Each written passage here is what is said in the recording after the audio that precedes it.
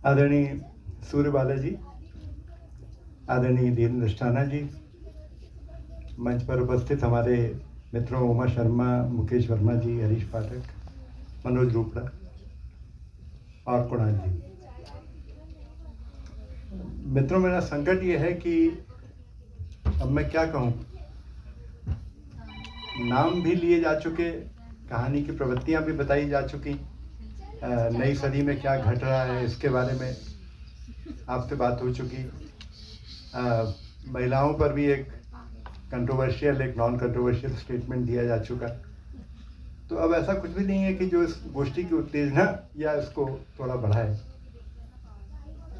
अभी धीरेन्द्र अष्टाना जी ने बहुत अच्छी सूची प्रस्तुत की जो पिछली सदी के कहानीकारों के बारे में और नई सदी के कहानीकारों के बारे में है।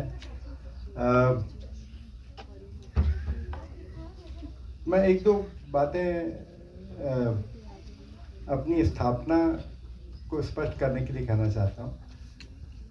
मुझे ऐसा लगता है कि जब हम 21वीं सदी कहते हैं, ये बात मुकेश भाई ने वैसे कही थी, तो उसका सामान्य मतलब 1990 है। 1990 से 2025 का जो समय है, इसको मैं सोचता हूँ कि 21वीं सदी माना जाना चाहिए, क्योंकि 1990 वो समय है जब हम देखते हैं दुनिया में कि दिनेश जी, एक तरह से शीत युद्ध की समाप्ति होती है। हमारे जो वामपंथी विचारधारा के बहुत सारे लेखक थे, वो अचानक अपने आप को वैक्यूम में पाते हैं। एक तरह का अवसाद भी मैं उस समय देखता था कि लोगों के बीच में घिर जाता है, और वो समय था जबकि हमको कहानी के बारे में दोबारा एक लंबी कहानी का आगमन होता है उदय प्रकाश के माध्यम से। अखिलेश भी हैं, प्रियमवत भी हैं, ये नई लंबी कहानी लिख रहे हैं, और लंबी कहानी का एक क्राफ्ट सामने आता है जो कि उस ढलती हुई सदी के कहानियों का प्रतिनिधि पाठ बनता है। लंबी कहानी की दिक्कत ये है कि वो कुछ इस तरह से बनाई जाती थी जैसे आप सैटेलाइट छोड़ते हैं। आप धरती से जब सैटेलाइट छोड़ते हैं तो एक बड़ी ताकत के साथ, तो एक बड़ी घटना के घटते हुए वो ऊपर जाता है। उसके बाद वो कहानी जो सैटेलाइट है वो धरती के चक्कर लगाने लगता है, और वो धरती के चक्कर ही लगाता है। वो कहानी इतनी लंबी, विवरणात्मक, और उसमें सोशलॉजी भी, उसमें हिस्ट्री भी, उसमें बाकी विषय भी आते थे। उसकी मूल दिक्कत ये थी, जिसके बारे में अभी हमारे एक वक्ता ने कहा, वो लैंड कहाँ करेगी कहानी और कैसे लैंड करेगी, इस बारे में आगे चलकर उसमें भारी कन्फ्यूजन पैदा हो गया, और उसमें मॉर्बिडिटी यानी रुग्णता घुस गई। उस रुग्णता को जस्टिफाई किया जाने लगा, और बाद में कई लोगों ने उसको कॉपी करते हुए उसी तरह की कहानियाँ लिखना शुरू किया। तो मुझे लगता है कि ये जो पिछली शताब्दी की ढलान थी, वो समकालीन कहानी तक आते आते और उसके पहले की जो नई कहानी की उत्तेजना थी, वहाँ से निकलते हुए एक स्वस्थ कहानी का स्वरूप ग्रहण कर रही थी। लेकिन लंबी कहानी के कुछ हमारे पुरोधाओं ने उसको ऐसी जगह पे लाके डाला जहाँ पर कि उसके लैंडिंग पॉइंट में बहुत गड़बड़ी पैदा हुई, और साहित्य का जो मूल काम किसी ने बताया कि मानवीय संवेदना, और मुझे लगता है अभी भी थोड़े आदर्शवाद की ज़रूरत है, और हमें देखना चाहिए कहानी लैंड किस जगह पे कर रही है, और उसमें वो आदर्शवाद और मनुष्यता, मानवता जैसे पुराने विचार बचे हैं कि नहीं बचे हैं। जैसे जैसे सदी बढ़ती जाती है, हम देखते हैं कि जो दो मूल दिक्कतें मुझे लगती हैं, एक तो ये कि इतनी तेज़ी से बढ़ी है, सारी चीज़ों की, घटनाओं की गति बढ़ी है, जीवन की गति बढ़ी है, सोच की गति बढ़ी है, टेक्नोलॉजी की गति बढ़ी है। मनोज ने बात कही, इस गति में आप प्रवेश कैसे करें और उस गति से संगति कैसे बनाएं, मुझे लगता है ये एक बहुत बड़ी चुनौती कहानी के सामने है। यदि आप कहानी की गति से, मतलब जीवन की गति से भागेंगे, सूचना तकनीक की गति से भागेंगे, तो आप एक अमानवीय गति का पालन कर रहे होंगे जिसमें कि आप संगत नहीं होंगे। मुझे लगता है कि यदि पूरे जीवन की गति बहुत तेज बढ़ जाए, तकनीक की गति बहुत तेज बढ़ जाए, तो आपको अपनी गति कम करनी चाहिए। कहानी का काम यह है कि वो अपनी मानवीय गति में रहे, मानवीय गति से सोचे, मानव की तरह सोचे और उसके साथ ना भागे, गति के साथ ना भागे। तो गति ने जो चुनौती पैदा की है वो मुझे लगता है कई कहानीकारों ने उसमें वो उलझ गए हैं, है ना। तो फैंटेसी में चले गए। फैंटेसी में तो आप बहुत दूर जा सकते हैं, आप फैंटेसी में चले जाइए, लेकिन फैंटेसी में जाएं या कि किसी अप्राकृतिक समय में अपने आप को अवस्थित कर लें, तो आप वो काम नहीं कर पा रहे होंगे जो कहानी का मूल काम था। तो पहली जो बात मैं दिक्कत के बारे में कहता हूँ वो ये है। दूसरी बात भी अलग अलग चर्चाओं में आ गई, उमा शर्मा ने बात कही। दूसरी बहुत बड़ी बात जो तकनीक ने करी है वो आपकी एकाग्रता को भंग कर दिया। आप एकाग्र हो ही नहीं पाते। आप यहाँ रहें लेकिन आपके जेब में मोबाइल बज रहा है, आप कहीं भी हैं लेकिन आप पास मेल चली आ रही है। आपके पास जो एकाग्र होके सोचने और क्रिएट करने की क्षमता थी, मुझे लगता है कि दूसरी दिक्कत सबसे बड़ी ये है कि एकाग्रता हमारी भंग हुई है। और एक काम ये होना चाहिए कि हम एकाग्रता की वापसी करें। जब मैंने मानवीयता की बात की तो एकाग्रता की वापसी करेंगे तो कहानी में वो इंटेंसिटी आएगी जो कि उसको कहानीपन प्रदान करती है। मैं कई बार वनमाली जी की बात करता हूँ, वो कहते थे कहानी में इंटेंसिटी मतलब घनीभूत भावनात्मक उत्कर्ष उसका जिस जगह पे होता है वहीं वो कहानी बनती है। और ड्रामेटिक एलिमेंट की बात भी करते हैं, तो ड्रामा तो वैसे बहुत सारा है, लेकिन ये जितना विवरणात्मकता की बात अभी कही गई ना, उस विवरणात्मक का ड्रामा नहीं है, वो शायद एआई के द्वारा क्रिएट किया गया विवरण है या विवरण है। तो इंटेंसिटी मुझे लगता है कि तीसरी बात है जो कहानी में देखी जानी चाहिए और जिसकी कमी अभी इस समय हुई है। सिर्फ कुणाल की बात में छोड़ देता हूँ, मेरे मित्र भी हैं, हमारे सहयोगी भी हैं, तो उनके पास जो भाषा का प्रयोग है और जिस तरह मनुष्य के मन में उतरने का एक तरीका उनके पास है जो भाषा से संभव करते हैं, वो बहुत अच्छा है। लेकिन उसी से इंटेंसिटी पैदा भी होती है, उसी लिए कहानी प्रवेश करती है और आपको पसंद आती है। तो पिछली शताब्दी की जो दिक्कतें थी उनमें से यही 2-3 बातें मैं कहना चाहता था। गति की एक बात, एकाग्रता की एक बात, तकनीक ने इसको भंग किया है ये बात, और जिस तरह की भाषा बनी है उसकी भी एक समस्या है।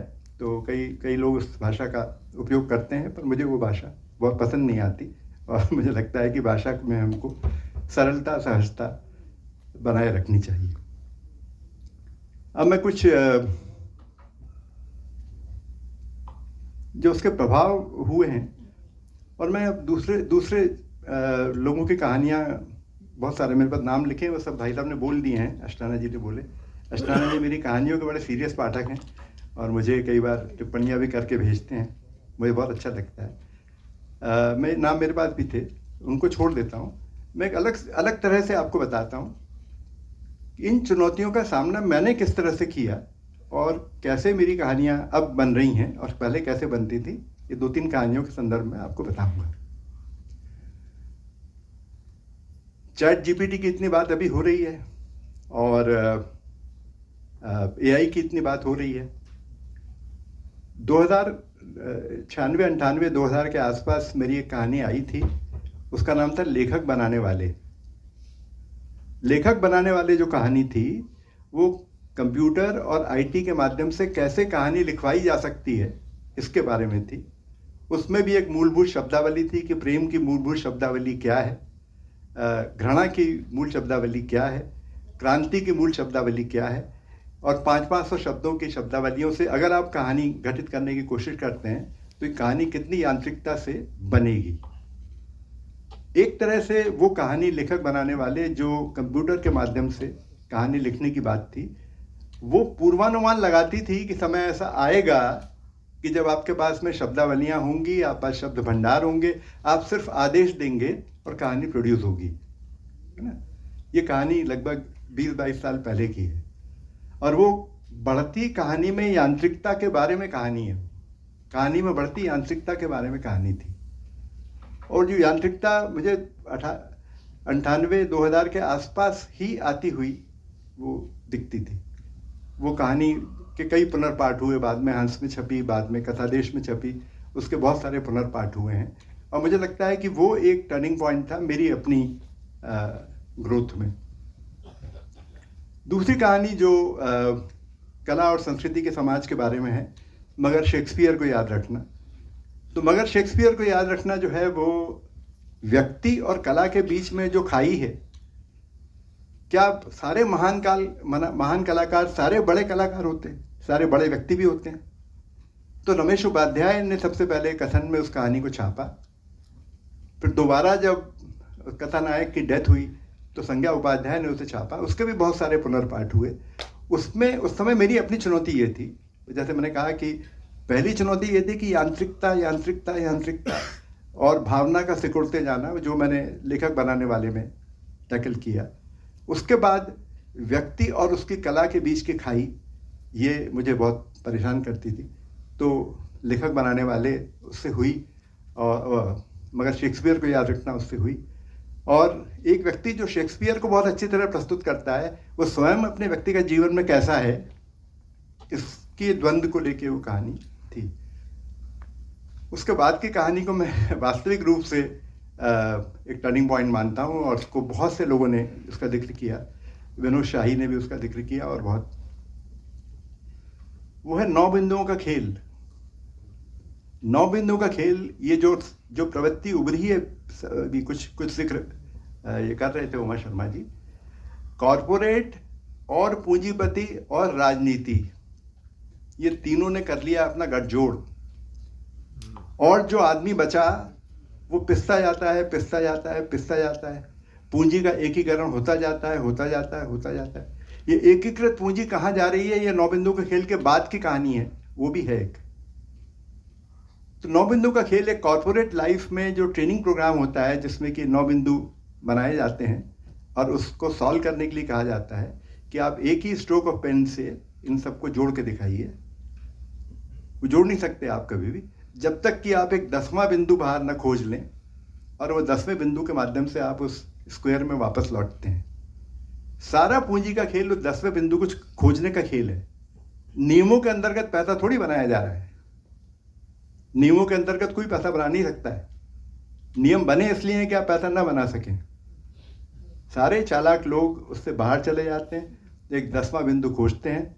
वो माल्या साहब हों कि वो जो दूसरे वाले नीरज मोदी जी हों, जो भी लोग थे, उन सब ने 10वां बिंदु खोजा पूंजी बनाने का, और ये 9 बिंदुओं का खेल लगातार अपने देश में चल रहा है।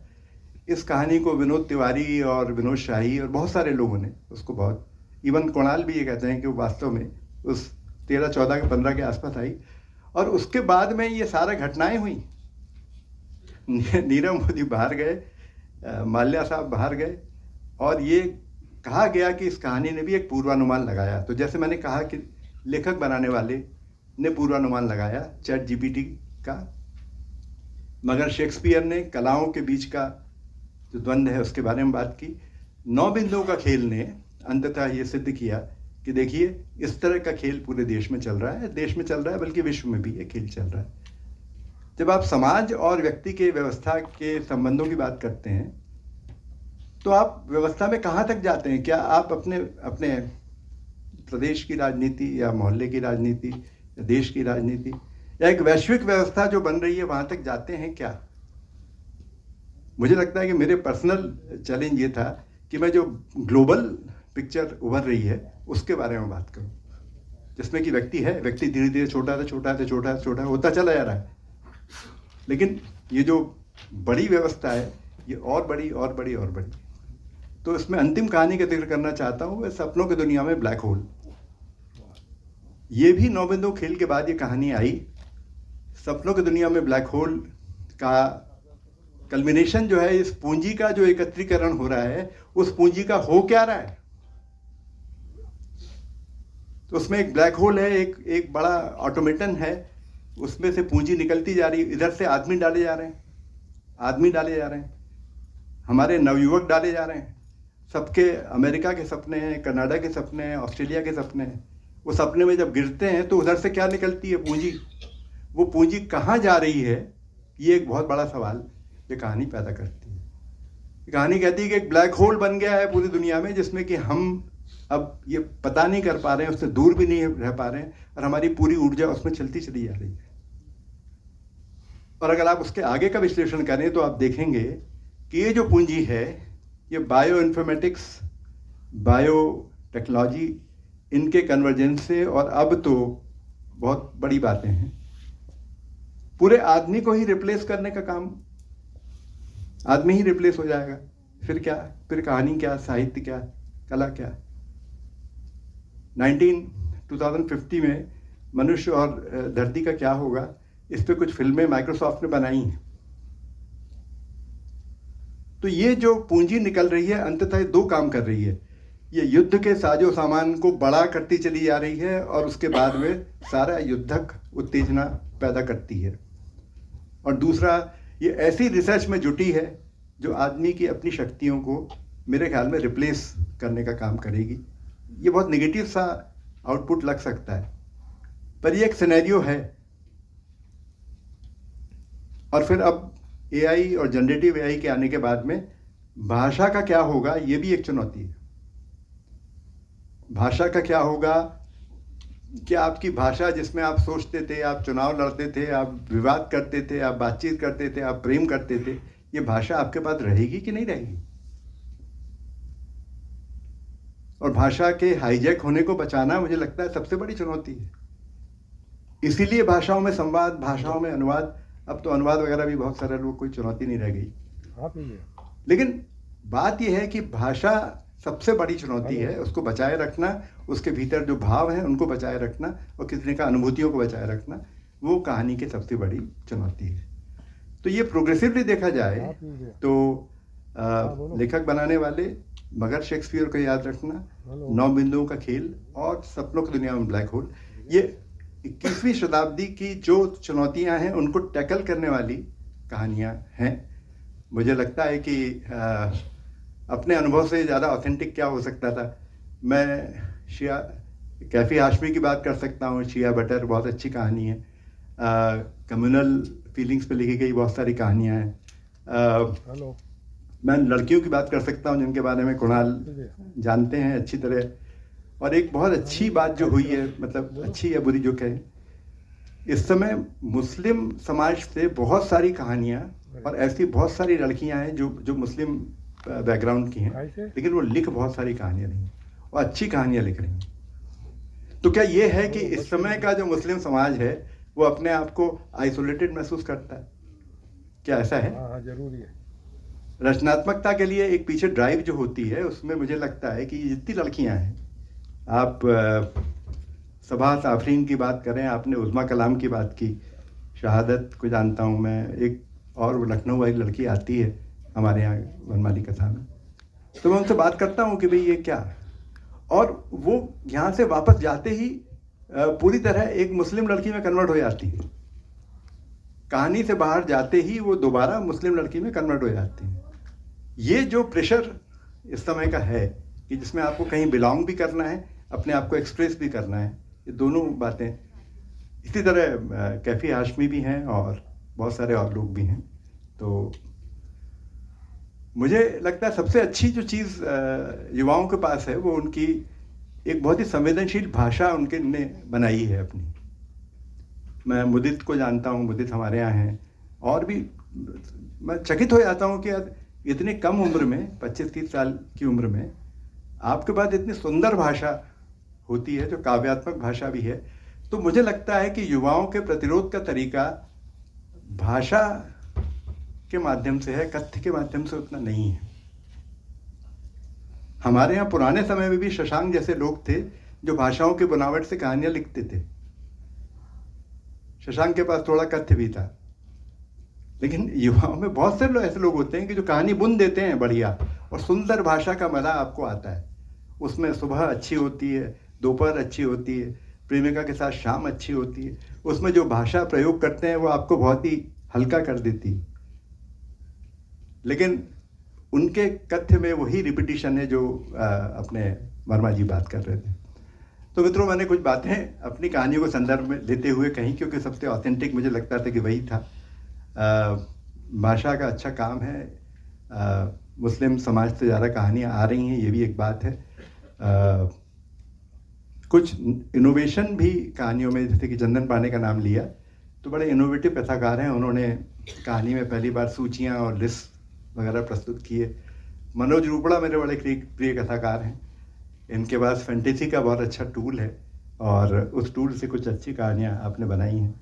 मनोज को वनमाली कथा सम्मान मिला था और मुझे लगता है मुकेश भाई को भी वनमाली कथा सम्मान मिला था।